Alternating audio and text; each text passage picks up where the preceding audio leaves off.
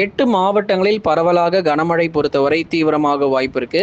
அது என்னங்க அந்த ஒரு 8 மாவட்டங்கள் மட்டும் தான் மழை இருக்குமா? அப்ப மற்ற மாவட்டத்துல மழையே பெய்யாதா? அப்படிங்கிறத முழுமையான தகவல் நீங்க தெரிஞ்சுக்கணும்னா, கடைசி வரைக்கும் வானிலை அறிக்கை கேட்டீங்கன்னா, 8 மாவட்டங்கள் எந்தெந்த மாவட்டங்கள் கனமழைன்னும் தெரிஞ்சுக்கலாம். அதே மாரி மற்ற மாவட்டங்களும் எப்பொழுது மழை வரும்? எந்த அளவிற்கு மழைக்கான வாய்ப்பு இருக்கு? அப்படிங்கிறதையும் நீங்க முழுமையா தெரிஞ்சுட்டு போகலாம். அப்போ இது போன்ற வானிலை அறிவிப்புகள் தினந்தோறும் வேணும் அப்படின்னா, நீங்க சப்ஸ்கிரைப் பண்ணா மட்டும் தான் முடியும். நீங்க சப்ஸ்கிரைப் பண்ணல அப்படின்னா, உங்களுக்கு வானிலை அறிவிப்புகள் வராது. அதனால எல்லாரும் சப்போர்ட் பண்ணணும். எல்லாரும் அந்த லைக் பட்டன கிளிக் பண்ணுங்க. தினந்தோறும் வானிலை அறிவிப்புகள் உங்களுக்காகவே நம்ம காலை நேரங்கள்ல கொடுக்கப்பட்டு வருது. 24 மணி நேரமும் நம்ம தொடர்ந்து தீவிரமா கண்காணிச்சுக்கிட்டே இருக்கிறோம். எந்த பகுதிகள்ல மழை வந்தாலும் உடனுக்குடன் உங்களுக்கு தகவல் வந்துகிட்டே இருக்கும். நீங்க கவலையே பட தேவையில்ல. எல்லா மாவட்டத்த பத்தி பேசுவோம். நெறைய பேர் எங்க ஊர பத்தி நீங்க சொல்லவே மாட்றீங்க அப்படிலாம் சொல்றீங்க. அதெல்லாம் கிடையாதுங்க. நீங்க 8 நிமிஷம் அந்த வானிலை அறிக்கைய முழுமையா கேட்டீங்கனாலே, உங்க ஊர்ல, உங்க மாவட்டத்துல மழை வாய்ப்பு எப்படி இருக்கு அப்படிங்கிறத நீங்க தெரிஞ்சுட்டு போகலாம். நண்பர்கள், உறவினர்கள் எல்லாருக்கும் தெரியப்படுத்த ஷேர் பண்ணுங்க. அவங்களும் பார்த்து பயன்பெறட்டும். தமிழகத்தில் வரும் நாட்களில் இரவு நேரங்கள்ல மட்டும் தாங்க மழை இருக்கும். நெறைய பேர் காலையில மழை வருமா? பகல்ல மழை வருமா? மாலையில மழை வருமான்னு கமெண்ட்ல போட்டுக்கிட்டே இருக்கீங்க. அதனால மழை பொழிவு பொறுத்தவரைக்கும் இரவுல மட்டும் தான் மழை பெய்யும். சில மாவட்டங்கள் எடுத்து பார்த்தீங்கன்னா, லேசான சாரல் மழை மட்டும் பதிவாயிட்டு போகும். சில மாவட்டத்துல ஓரளவுக்கு ஒரு மிதமான மழை மட்டும் பதிவாகிட்டு போகும். இன்னும் சில மாவட்டத்துல கனமழை பொறுத்தவரைக்கும் வெளுத்து வாங்க வாய்ப்பு இருக்கு. இப்படி நம்ம இந்த 3ஆ நம்ம பிரிச்சிருக்கிறோம். கனமழை வரைக்கும் தான் இருக்கு. மிக கனமழையோ, அதி கனமழையோ தமிழ்நாட்டுல இல்லங்க. அத நல்லா புரிஞ்சுக்கோங்க. கனமழை மட்டும் தான் அதிகபட்சமாக வரும் நாட்கள்ல பதிவாகிறதுக்கான வாய்ப்பு இருக்கு. வெள்ளப்பெருக்கோ, நிலச்சரிவோ, புயல் சின்னமோ தமிழகத்திற்கு அந்த மாதிரி எந்த ஒரு ஆபத்துகள் மற்றும் பாதிப்புகள் கிடையாது. ஆனாலும் இந்த அடிக்கடி வரக்கூடிய மழை பொழிவுகள் எந்த நேரத்துல வரும் அப்படிங்கிறத மாவட்ட வாரியாகவும் நம்ம கண்டிப்பா சொல்றோம். பகல் நேரங்களில் லேசான வெயில் காணப்படும். மாலை நேரங்கள்ல வானம் ஓரளவு மேகமூட்டமாக காணப்படும். ஏன்னா பகல் நேரங்கள் இந்த ஜூலை மாதம் எல்லாருக்குமே தெரியுங்க. முதல் 2 வாரங்கள்ல எந்த அளவுக்கு வெயில் கொளுத்துச்சுன்னு. ஒரு மே மாதத்துல எப்படி ஒரு வெயிலுடைய தாக்கம் 39 டிகிரி செல்சியஸ், 40 டிகிரி செல்சியஸ்லாம் கூட ஜூலை முதல் வாரங்கள் 2வது வாரத்துல ரொம்ப தீவிரமா இருந்துச்சு. இப்போ பரவாயில்ல. ஓரளவுக்கு நமக்கு வெயிலுடைய தாக்கமும் குறைஞ்சிருக்கு. அதே சமயத்துல அவ்வப்போது மழை பொழிவும் நமக்கு வந்துட்டு இருக்கு அப்படிங்கிறதுனால பெரிதளவுல நமக்கு உணரக்கூடிய வெப்பநிலை அப்படிங்கிறதுலாம் எதுவும் பெருசா கிடையாது. அதனால இனி வரும் நாட்களில் இரவு நேரங்கள்ல ஒரு மழை பெய்து ஒரு குளிர்ச்சியான ஒரு சூழ்நிலை பல மாவட்டங்கள்ல ஏற்படுத்தும். முதலாவது நம்ம பார்க்க போறது மேற்கு தொடர்ச்சி மலையொட்டிய மாவட்டங்கள்ல. ஏன்னா இங்க விட்டு விட்டு கனமழையா இருக்கும். கொஞ்ச நேரம் பார்த்தா வானம் மேகமூட்டமா இருக்கும். அப்புறம் லேசான மழை வரும். திடீர்னு நிறைய மேகக்கூட்டங்கள் கூடி ஒரு கனமழையை பொழிந்து தள்ளிட்டு போகும். அது நம்ம உதாரணம் நம்ம நீலகிரி மாவட்டம் தான். நீலகிரி மாவட்டத்துல மலைப்பகுதிகள் மற்றும் நிறைய இடங்கள் நம்ம கனமழை பொறுத்த வரைக்கும் பதிவாகும். சில நேரங்களில் திடீரென இரவு நேரங்கள்லாம் பார்த்தீங்கன்னா திடீரென மேகக்கூட்டங்கள்லாம் கூடி ஓரளவுக்கு ஒரு அரை மணி நேரத்துல இருந்து ஒரு 2 மணி நேரங்கள் வரைக்குமே கூட பரவலாக விட்டு விட்டு கனமழை பதிவாகிட்டு போயிடும் நீலகிரியில. அதே போல நீலகிரி மாவட்டத்தை தொடர்ந்து அடுத்த மாவட்டமாக கோயம்புத்தூர் மாவட்டத்தில் நகர பகுதிகளில் மிதமான மழையும், தெற்கு பகுதி வால்பாறை, சோலையாறு, சின்னக்கல்லார் அந்த மலை பகுதிகள் அந்த தொடர்ந்து தீவிரமான கனமழையானது அந்த வால்பாறை, சோலையாறுல நல்ல ஒரு மழை கிடைக்கும். 6 சென்டிமீட்டர் 8 சென்டிமீட்டர் மழை வரைக்கும் அங்கெல்லாம் நம்ம எதிர்பார்க்குறோம். அதே மாதிரி நீலகிரியில கூட ஒரு 6 சென்டிமீட்டர்லேருந்து 8 சென்டிமீட்டர் மழை வரைக்கும் எதிர்பார்க்கப்படுது. அதனால விடாம நல்ல ஒரு பருவமழை, தென்மேற்கு பருவமழை பொறுத்த வரைக்கும் நீலகிரி, கோயம்புத்தூர் தாங்க. எப்படி நமக்கு வடகிழக்கு பருவமழையில சென்னை, திருவள்ளூர்னு சொல்லிக்கிட்டே போறோமோ, அதே மாதிரி இந்த தென்மேற்கு பருவமழை நீலகிரி மற்றும் கோயம்புத்தூர்னு சொல்லிக்கிட்டே போகலாம். அந்த அளவுக்கு மழைக்கான தீவிரமும் அதிகமா இங்க இருக்கும்.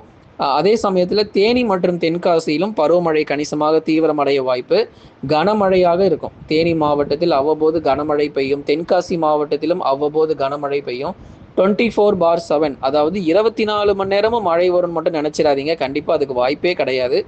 ஒரு மணி நேரமோ அல்லது 2 மணி நேரம் வரைக்கும் தான் அந்த தென் மாவட்ட பகுதிகளாகட்டும், அதே மாதிரி இந்த மேற்கு தொடர்ச்சியாகட்டும், ஆங்காங்கே பகுதியாகவே நமக்கு மழை பொழிவு கிடைக்க வாய்ப்பு இருக்கு.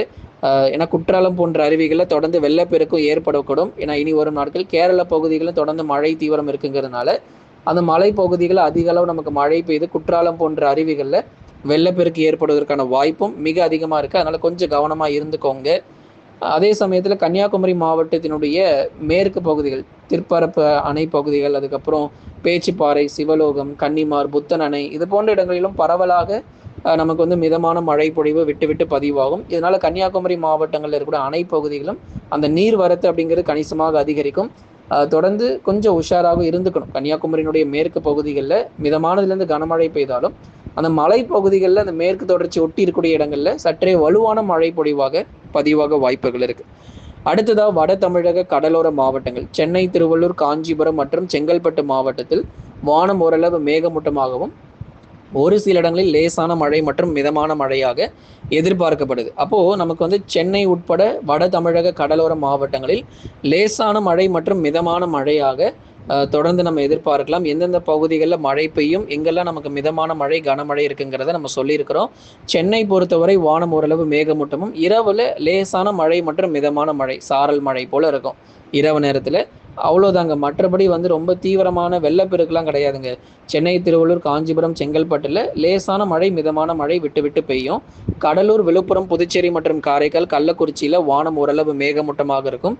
ஒரு சில இடங்களில் மட்டும் அந்த லேசானதுலேருந்து மிதமான மழை பகுதியாக ஒதுக்கி மட்டும் பதிவாகிட்டு போயிடும். எல்லா இடங்கள் மழை வராது. கடலூர், விழுப்புரம், கள்ளக்குறிச்சி, புதுச்சேரி மற்றும் காரைக்காலில் சில இடத்துல மழை பதிவாகிட்டு மீதமுள்ள பகுதிகளில் ஒதுக்கி நமக்கு மழை பெய்து கொண்டு போகும். அதே மாதிரி வட தமிழக உள் மாவட்டத்தில் வேலூர், திருப்பத்தூர், ராணிப்பேட்டை 3 மாவட்டங்களில் மிதமான மழைக்கான வாய்ப்பு இருக்குது. இரவு நேரத்தில் திருப்பத்தூர் மாவட்டங்களில் விட்டு விட்டு லேசான மழைக்கான வாய்ப்பு இருக்கும். தருமபுரி, கிருஷ்ணகிரி, சேலம், திருவண்ணாமலை, நாமக்கல், கரூர், திருப்பூர் மற்றும் ஈரோடு மாவட்டத்தில் பெரும்பாலான இடங்களில் வானம் மேகமூட்டமாகவும் பகுதியாக லேசானதுலேருந்து மிதமான மழை விட்டு விட்டு ஆங்காங்கே மட்டுமே பதிவாகும். மாவட்டம் முழுவதுமாக கனமழை அப்படிங்கிறது எதிர்பார்க்க முடியாது. பகுதியாகவே சில இடத்தில் லேசான மழை பொழிவு மற்றும் மிதமான மழையாக எதிர்பார்க்கலாம். அடுத்ததான் நம்ம டெல்டா மாவட்டங்கள் தஞ்சை, நாகை, திருவாரூர், அரியலூர், பெரம்பலூர், திருச்சி மற்றும் புதுக்கோட்டை உள்ளிட்ட டெல்டா மாவட்டங்கள், மயிலாடுதுறை மாவட்டங்களும் சேர்த்து தான் நம்ம சொல்கிறோம். இங்கே எல்லா பகுதிகளிலுமே வான மேகமூட்டமும் லேசான சாரல் மழை அல்லது மிதமான மழை மட்டுமே ஏதேனும் சில இடங்கள் பகுதியாகவே நமக்கு பதிவாகும். அடுத்ததாக தென் மாவட்ட பகுதிகள் மதுரை, திண்டுக்கல், விருதுநகர், சிவகங்கை மற்றும் ராமநாதபுரம். மதுரை, திண்டுக்கல், சிவகங்கை, ராமநாதபுரத்தில் லேசான மழை பகுதியாக இருக்கும். விருதுநகர் மாவட்டத்தில் மிதமான மழைக்கான வாய்ப்பு இருக்குது. ராஜபாளையம், ஸ்ரீவில்லிபுத்தூர் மற்றும் அதன் சுற்றுவட்டார பகுதிகளில் மிதமான மழை பெய்யும். தூத்துக்குடி மாவட்டத்திலும் பகுதியான மிதமான மழைக்கான வாய்ப்பும் இருக்குது. திருநெல்வேலி மாவட்டம் மேற்கு பகுதிகள் ஆலங்குளம், அம்பாசமுத்திரம், சேரன் மகாதேவி, வள்ளியூர் உள்ளிட்ட இடங்களிலும் அவ்வப்போது லேசான மழை மிதமான மழையாக இருக்கும். பெரும்பாலும் வான மேகமூட்டம். பாளையங்கோட்டை மற்றும் அதன் சுற்றுவட்டார பகுதிகளிலும் அவ்வப்போது மிதமான மழைக்கான வாய்ப்பும் திருநெல்வேலி மாவட்டத்திலும் எதிர்பார்க்கலாம். ஏற்கனவே கடந்த சில நாட்களாக ஆங்காங்கே பரவலாக பகுதியாக நல்ல ஒரு கனமழை கிடைச்சது திருநெல்வேலியில். விட்டு விட்டு இதே மாதிரி அடுத்து வரும் நாட்களிலும் பரவலாக மழை பெய்யக்கூடும். தொடர்ந்து மதுரை, திண்டுக்கல் மாவட்டம், திண்டுக்கல்ல கொடைக்கானலில் மட்டும் மிதமானதுலேருந்து கனமழை கிடைக்கும். மற்ற இடங்களில் லேசானதுலேருந்து மிதமான மழை தான். ராமநாதபுரம் போன்ற கடலோர பகுதிகளில் வானம் மேகமூட்டமும் சாரல் மழை மட்டுமே எதிர்பார்க்க முடியும். நண்பர்களை நீங்கள் மறக்காமல் ஒரு லைக் பண்ணுங்கள், சப்ஸ்கிரைப் பண்ணி தொடர்ந்து சப்போர்ட் பண்ணுங்கள். இனி வரும் நாட்களிலும் தென்மேற்கு பருவமழை தீவிரமடைந்து காணப்படும்.